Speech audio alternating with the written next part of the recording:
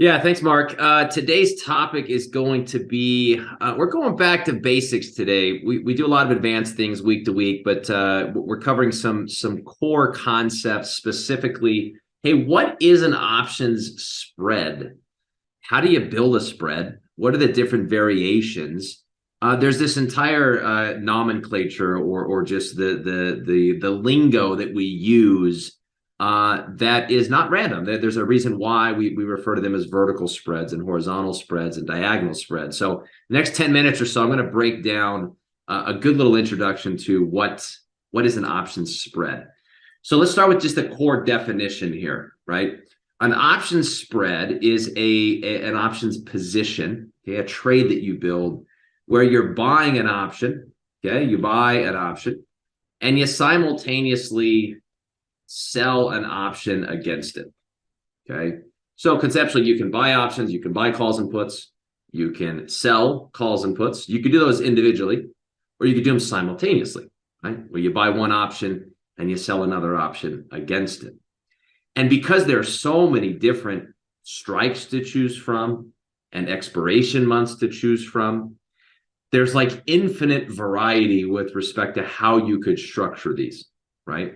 That's why there are dozens and dozens and dozens of different types of options strategies, okay? Because of the different combinations. If you think about the incentive, why would you do this? What's the upside of doing a spread? It's generally a hedged position.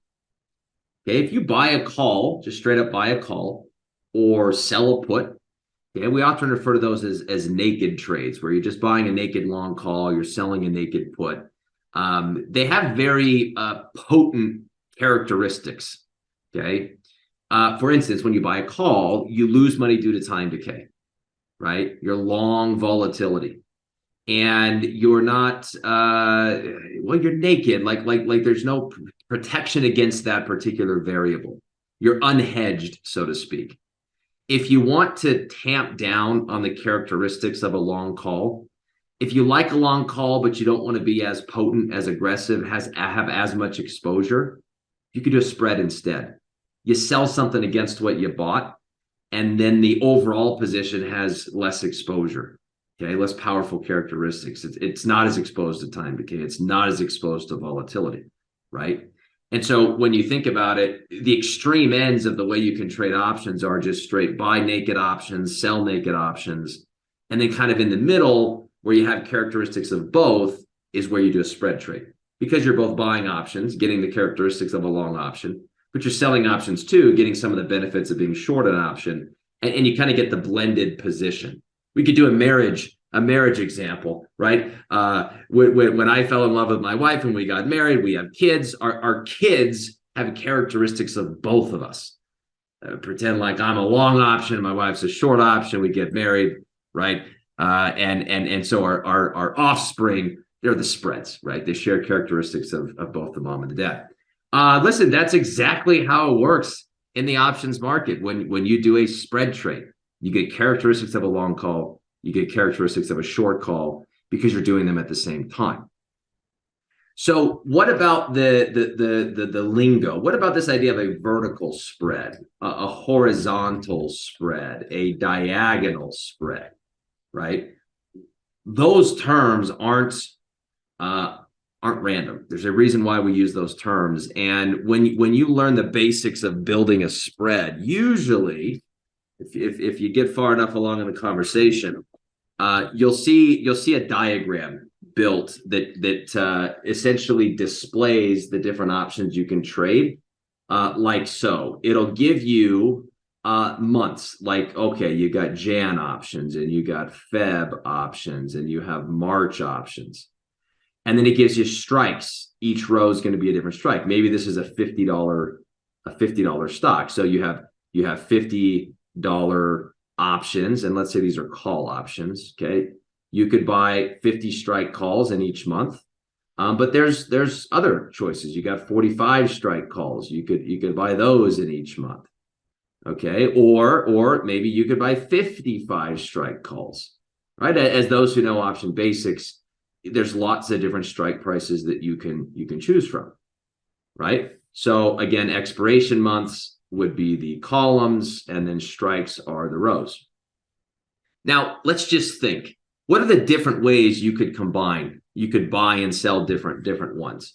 Well, you could buy the 45 call in January, and then I could sell anything against it. I could sell the 50 strike against it in January. I've now bought and sold different options, but in the same month. Well, if you look at the way that those are positioned, this would be a vertical spread. A vertical spread, by definition, is one in which you buy and sell different strikes in the same month. You didn't have to do it that way. You could have structured the position where maybe you bought a March 45 call and you sell a Feb 45 against it. It's a spread because by definition, you bought one and sold another. But the way in which you structured this is different. Like in this case, you did the same strike, but different months. So if you look at it, the way it's positioned, that is a horizontal spread. By definition, buy and sell the same strike, but different months, you've built a horizontal spread. There's only one other variation here. I mean, the third thing you could have done is maybe you could have bought the March 50 call and then sold the Feb 55 against it. Now you've got characteristics of both. You've bought and sold different strikes in different months. That is a diagonal spread. So at the base level, definitions of spreads, you have horizontals, you have verticals, you have diagonals, and pretty much everything that you learned about spreads from a fundamental level is going to be, well, what is the difference in the characteristics? Because these behave a little differently. You're trying to exploit different variables. One of the terms you may have heard is a calendar spread. Well, a calendar spread is another way of referring to a horizontal or a diagonal because you're buying and selling different days or different dates. You're spreading the calendar. They're sometimes called time spreads. So the educational process of getting familiar with option spreads is to learn, hey, these are the verticals, these are the horizontals, these are the diagonals. You use them in different scenarios, different situations, but fundamentally, they share this idea that you're buying one, you're selling another, you're getting the blended characteristics of two different types of strategies. And all this permutations is why there are dozens and dozens of different option spreads. And that's it. That is a spread. Those are the different variations. You dig down the rabbit hole on each one of those and you'll learn more. But conceptually, that's the field of option spread trading.